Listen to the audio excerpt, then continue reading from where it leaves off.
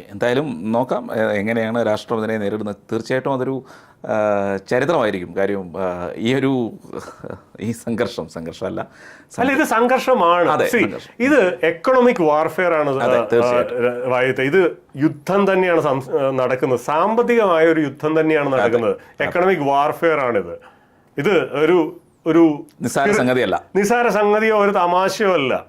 ഇത് economic warfare ആണ് നടക്കുന്നത്. അടുത്തത് നേരത്തെ നമ്മൾ പറഞ്ഞിരുന്നു ഉപരോധം വരുമെന്നുള്ളത്. ഉപരോധം എന്ന വാക്ക് അമേരിക്ക തന്നെ ഇപ്പം ഉപയോഗിച്ച് തുടങ്ങിയിട്ടുണ്ട്. സോ ദാറ്റ് മീൻസ് വലിയ താമസമില്ല അത് വരും.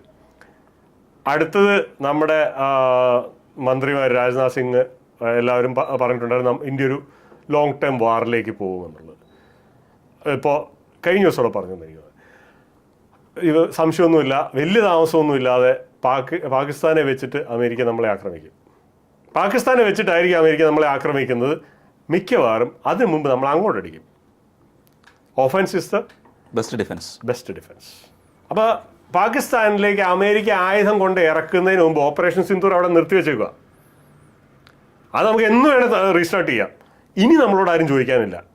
ചോദിക്കാൻ ആരാ വരാനുള്ളത് പാകിസ്ഥാന് വേണ്ടിയിട്ട്? ഒന്ന് അമേരിക്ക, രണ്ട് ചൈന വന്നോട്ടെ. ഇപ്പുറത്ത് ബംഗ്ലാദേശിൽ നിന്നും അപ്പുറത്ത് പാകിസ്ഥാനിൽ നിന്നും കൂടെ ഒരേ സമയം ആക്രമിക്കാനായിട്ടുള്ള പ്ലാൻ അവർക്കുണ്ടെന്നുള്ളത് അവർ ഓൾറെഡി വിളിച്ചു പറഞ്ഞു കഴിഞ്ഞു. അപ്പോൾ അതിനു മുമ്പേ നമ്മൾ എവിടെയെങ്കിലും കയറി ഒരു അടി വെച്ച് കൊടുത്തു കഴിഞ്ഞാൽ പിന്നെ ഒരു കാര്യമുണ്ട്, ചൈനയിൽ നിന്ന് നേരിട്ടുള്ളൊരു ഈ ഒരു വിഷയത്തിൽ ഇടപെട്ടിട്ടുള്ള ഇതൊന്നും ചൈന ചെയ്യില്ല, അതിനകത്ത് യാതൊരു സംശയമില്ല. അതായത് ചൈന പേടിച്ചു പോയി. ചൈനയ്ക്ക് അതിൻ്റെ പണി. ചൈന പേടിച്ചു പോയത് എന്താ വെച്ചാൽ നമ്മൾ നേരത്തെ പറഞ്ഞിട്ടുണ്ട്, ചൈനയെ സംബന്ധിച്ചിടത്തോളം ചൈന ഒരു ബാറ്റിൽ പ്രൂവൺ കൺട്രി അല്ല. കഴിഞ്ഞ ഒരു 10-50 കൊല്ലമായിട്ട് ചൈന പോയിട്ട് അവിടെ എവിടെയും പോയിട്ട് ക്രിക്കറ്റ് തോന്നണമെന്നല്ലാതെ ഒരു യുദ്ധം നേരെ ചെയ്തിട്ടില്ല. ഈ ഫിലിപ്പൈൻസിൽ തായ്വാനിലൊക്കെ പോയിട്ട് ചില സ്കെർമിഷുകൾ ഉണ്ടാക്കും. നമ്മുടെ ഗൽവാനിൽ വന്നുണ്ടാക്കിയ പോലെ അടിയിടിയും. ഗൽവാനിലെ അടി എന്ന് പറഞ്ഞു കഴിഞ്ഞാൽ നമുക്ക് 20 പേര് പോയി കഴിയുമ്പോഴത്തേക്കും അവന്മാരെ വലിച്ചു കീറിക്കളഞ്ഞു. ഘാതക് കമാൻഡോസ് ആണ് അവിടെ പോയത്, വെറും കൈക്കോട്ട് വലിച്ചു കീറിക്കളഞ്ഞു. ചൈന അതിൻ്റെ പേടിച്ചു പോയി, ശരിക്കും പറഞ്ഞാൽ പേടിച്ചു പോയി. കാരണം അവർ വിചാരിച്ചുകൊണ്ടിരുന്നത് വെറും കൈ അല്ലേ ഉള്ളൂ എന്ന് വിചാരിച്ചുകൊണ്ടാണ് അവന്മാരും കയറി വന്നത്. ആ വെറും കൈ കൊണ്ട് എന്താ ചെയ്യാൻ പറ്റുക എന്നുള്ളത് കാണിച്ചു കൊടുത്തു. ചൈന ശരിക്കും പറഞ്ഞു കഴിഞ്ഞാൽ പേടിച്ചു പോയി. പിന്നെ ഒരു അലമ്പുണ്ടായിട്ടില്ലല്ലോ, എവിടെയും ഉണ്ടായിട്ടുണ്ടോ? അതാണ് ആടി ചെയ്യുവാരും അണ്ണൻ തമ്മിയും ചെയ്യില്ല. എന്തായാലും നോക്കാം, നമുക്ക് ഇനിയുള്ള ദിവസങ്ങളിൽ നമ്മൾ എന്താണ് ചെയ്യുന്നത്, അതായത് എങ്ങനെയാണ് ഇതിനെ നേരിടുന്നത് എന്നുള്ളത് നമുക്ക് മനസ്സിലാക്കാം. അപ്പോൾ നമുക്ക് വീണ്ടും ഇരിക്കാം.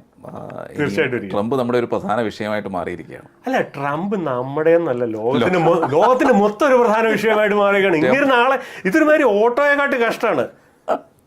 ഇത് എങ്ങോട്ട് തിരിയുന്നുള്ള ദൈവം തമ്പുരാൻ പോലും അറിയാനും പാടില്ല. ഇൻഡിക്കേറ്റർ ഒട്ടില്ല താനും.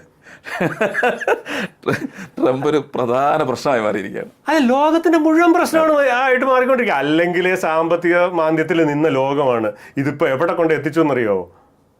ഓൾറെഡി ലോകം ഒരു സാമ്പത്തിക മാന്ദ്യത്തിൽ നിൽക്കുന്ന സമയത്താണ് ഇങ്ങനെ ഭരണത്തിൽ വരുന്നത്. എന്നിട്ടാണ് ഇങ്ങനെ പണി കാണിക്കുന്നത്. മനസ്സിലായോ? ഓക്കെ, എന്തായാലും നോക്കാം നമുക്ക്. ശരി.